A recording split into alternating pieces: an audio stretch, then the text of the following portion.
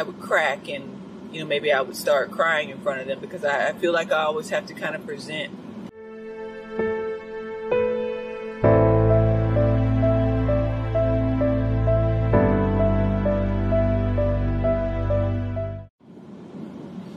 Hi everybody, this is Angela from End Times Narc Nation. I just wanted to kind of check in with you guys, because I just left the bank opening up some new accounts, and I got this extreme sense of sadness as I was opening up the single accounts, and I almost started crying right in front of the teller, like when she, we went to shake hands, and we both remembered, the coronavirus. So we kind of did like a high five in the air, and she was so sweet, because I could tell she kind of sensed something was going on, but I got out of there as soon as I could, because I wasn't about to, break out crying in front of her. But I got to the car, I opened the door and got in the car, and I literally started bawling like a baby, and I felt so silly.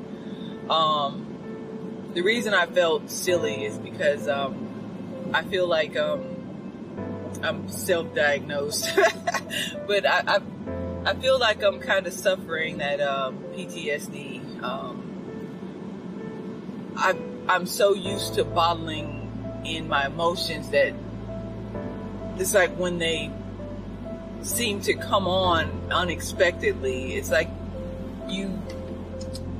I want to kind of try to embrace it, but I kind of don't, because I feel like on some level like I'm losing control, or I'm out of control. But in actuality, we're taking control when we take those emotions that we're so used to, bottling in, and because when you're dealing with a narcissist, my narcissist did not take kindly to tears. He actually looked at them as manipulation. He would actually say that. He said that his ex cried all the time, and she was trying to manipulate him to do things that he didn't want to do. And although I was by no means a crybaby, whenever I would cry, he took it like I was trying to trick him in some way. And it always bothered me, and so I just kind of learned how to kind of cap my tears, even when, sometimes they were warranted, or you just couldn't help it. And so when I felt that overwhelming sensation, I just kind of, I was a little ashamed. I was embarrassed, just to be honest. But I just got in the car as quickly as I could, and I cried for a moment. Not because I feel like I'm making a mistake in moving forward and getting out of this relationship, but because my relationship was so real to me, and what I'm mourning is all the years, that I've lost, the broken sense of family. I lost who I thought was, going to be the great love in my life. And I'm mourning the fact that my relationship was only real to me, and the feelings in it, and the love that I had or have for my ex-narc, they were all real to me. And the thought that this person never truly loved me, sometimes when I think about that hurts. And I try not to dwell on it. And, I don't know, when I look back to all the times when I was trying to get through to him, just to get him to understand. And, now knowing he just didn't care, guys. it helps me, like I've said so many times, to move forward. That's what we have to do. I'm doing it, and we're all going to do it together. So just although this situation sucks, and I hate it, and I can't believe that I'm starting over. I know that there'll be another time that things will be easier. This too shall pass. I'm hoping for the best, and I'm expecting the best, and I'm embracing everything, including the hurt, and I'm trying to take this hurt and use it to not only make me stronger, but so that I can heal and become whole again. I'm going to be going out to my property a little later, so I may have you guys kind of check in and see what's going on out there. I'm moving to kind of save money so that I can kind of get a grip on what's going on in my life, and to try to settle. To try to make provisions for my new life. I'm moving back out to my property, and I'm going to be living in a trailer for a while on my property, because my house isn't finished yet, and completely finished. So I'm going to move out there until everything is finished, and later I may just take you guys with me just to kind of show you what my new life is going to look like. It's my little slice of heaven in my little rinky-dinky trailer. It's like a little RV that I'm turning into a tiny house. And I laugh, at myself, just kind of thinking about it. But I'm also excited, and I'm excited in the way that I know this may seem like it's something that's like below something that I would have done in the past, but I don't look at things like that in that materialistic way anymore. I look at it like, this is what I have to do to save my own life. This is what I have to do, regardless of the cost. I'm going to do it to become one whole person. That's how I felt. I'm feeling emotions today, and I'm trying to kind of embrace it, even though my instinct is going against it. For like a month, I didn't want to do anything. I mean, I could read the scriptures by myself, and I studied, by myself, but doing it with the kids was so hard.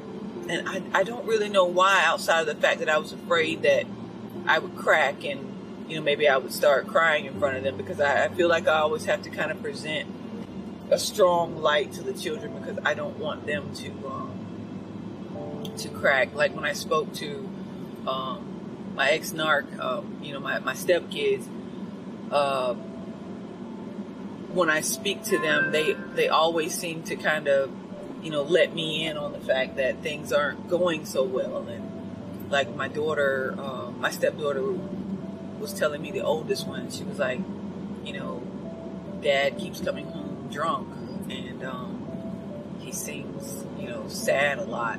And then the next day they'll have like some big party or something.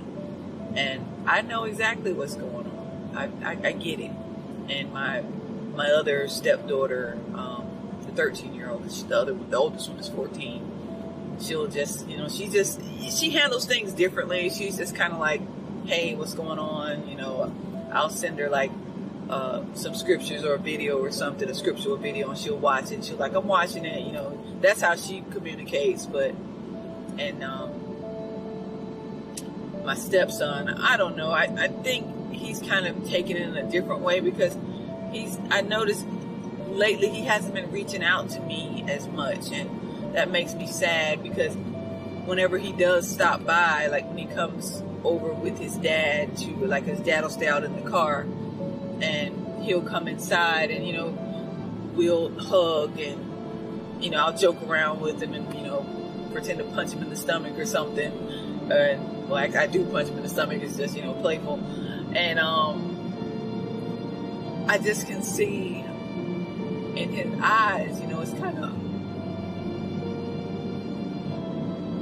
it's like he doesn't like to give direct eye contact, and I can tell he's hurting but he kind of covers it up, and like I said, I'm looking forward to a time that they don't have so much uncertainty, because I know that that's where they are now. The stability, in their lives. And they're telling me how, especially the girls, they spend all of their time with one of their aunts now, while, my ex is out running the streets, even though, he's a firefighter, so he has all this time off. But the girls say that they've been staying at, since this whole coronavirus thing, they've been staying at one of his aunts. Now, keep in mind, this is an aunt that they don't visit. They didn't talk to. They didn't spend the night. The kids, we hardly ever let the kids stay the night anywhere. On the days that we had the kids came home. And it's just amazing to me, like how now, they're telling me, on the days that their dad is home, he's not coming home as much, and they're staying. The girls are staying over there ever since the coronavirus thing, and the only one that's kind of staying where their dad is living, because he lives with his stepdad. They say that the only one that's staying there is the boy, my stepson, and in the complete parallel of that, I noticed like the way he comes and picks up our son, because we're getting ready to go through custody proceedings, and he's trying to put on this illusion that he wants to spend so much time with the kids. And I didn't look at it. I didn't, you guys. I resisted the temptation. But my daughter comes and tells me, like, she's like, hey, Narc, he posted on Facebook a picture of him and, our son, and my stepson playing Monopoly together. And he posts that on Facebook, they say. And I try not to let it get under my skin, this image that he's trying to portray to the world that's so not true. That he's trying to be this good dad, because I always knew, going into our relationship, that I didn't see it for what it was, because he always was kind of detached, but how I looked at it was, well, he's still a good dad, because when I would say to him, even though he would like be into his phone or off doing his own little thing, when I would say to him, hey, Narc, you need to spend some time with the kids. You've been home all day, and, you haven't really hung out with them. And he would do it. When things were what I consider good between us, he would do it. And only towards the end, like the past, 6 months or so, when I would make those suggestions, he would be real cold about it. And, nothing I said, he wouldn't take my advice. And then I started seeing that other side. And I never held that against him. I would be lying to say that I thought that he was a bad dad, because just, everybody's social, behaviors are different. So I looked at it as, well, as long as he noticed that, when I would point out that he needed to spend some time with the kids, that as long as he did it, that was okay. But the fact that he's not right. And like right after we broke up, he's running around taking the kids and spending money on them, because he has so much extra money, because, he's, doesn't have to pay bills and doesn't have a responsibilities. You know, he's just running around like a little teenager. And he was doing that in the beginning, and you know, love bombing everybody. But it's just, I don't know, some days it's difficult. And this is what I wanted to talk to, you know, you ladies and you guys, because, you know, you guys, you go through it. I mean, you handle your emotions, you know, differently than we girls do. You know, you're a little bit more quiet with it. You know, you kind of do things, you know, behind closed doors, but you experience, you know, hurt just like we do. And I just wanted to, you know, check in with you guys to let you know about the days, you know, when it feels sucky and you feel like, wow, this was not supposed to be my life. I'm supposed to be married with children. And I just never thought that I would be experiencing, you know, a divorce again. And that's what's kind of embarrassing. How I feel now, I will never marry again. I'm not interested in a relationship, and I shouldn't be, not right now. Everybody's telling me, you know, that will change later. And it might, I don't know, but how I look at it, if it does change and I'm eating these words, I will accept that if God literally takes the man that I'm supposed to be with and beat me with him. Because I'm going to be so careful.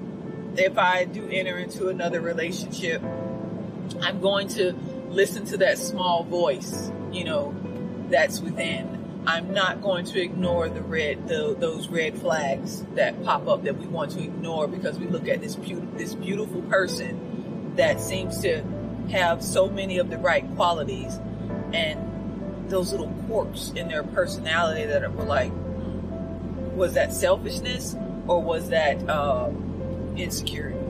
You know, what was that thing? What was that I just saw? You know, is that arrogance or is he shy? You know, I'm going to take it for what it is if I entered into a new relationship one day after I heal and, you know, get back to Angela, the true Angela. When I feel like someone is trying to test my boundaries, I'm going to run as fast as my feet can carry me. And I'm going to tell you the reason why I'm going to run as fast as my feet can carry me. Because for all of you women, I see women posting on Facebook sometimes that they want to be, you know, in a relationship, you know, or they're tired of being lonely or by themselves. Being in a bad relationship, or especially being with a narcissist or a cluster B personality, you experience a loneliness that is unprecedented and so real and lonelier than any single person could ever experience, because you are more lonely when you're laying beside an evil stranger. It's a crushing pain that a single woman will never experience just being single, because single isn't a sickness. Single is just a state of being. It's not a bad thing. It's just what it is. Single is good if you have not met the person that you're supposed to be with, a good man or woman that has your back, that wants to love you for who you are, and they're accepting of your flaws as you are accepting of theirs, and they don't use your flaws to try to hurt you. You don't get that with being with a narcissist. They hold everything against you. They are unkind. They are unloving. They are angry and mean, and they put their pathology off on you. This is what you want to avoid. And I'm on a bumpy road, so I know this video is going to be kind of shaky because I've turned down the wrong road. But I really, just wanted to touch base as I'm driving around. I'm taking care of, I'm off today, so I'm driving around kind of taking care of some bills, and I just decided I would, just stop by and try to do a little video about just trying to experience my feelings and my emotions, and I wanted to be able to share them because I really am trying to embrace them, accepting my emotions for what they are. But like I was saying before, don't be discouraged when you're by yourself, when you're alone. This too shall pass, and things will get better. So we just have to keep moving forward and having the faith that we're going to make it out of this, knowing that we're going to make it out of this situation. And soon the pain will be a distant memory. Maybe not so soon for others. I know everybody's mourning period is different, but it will get better, and that's what I'm looking forward to. So like I said, I just wanted to check in with you guys and kind of let you know just emotional ups and downs even after you leave a narcissistic relationship. We can do it. So all right, I'll see you guys later. This is Angela Michelle, and thanks for tuning in to End Time Narc Nation. Bye.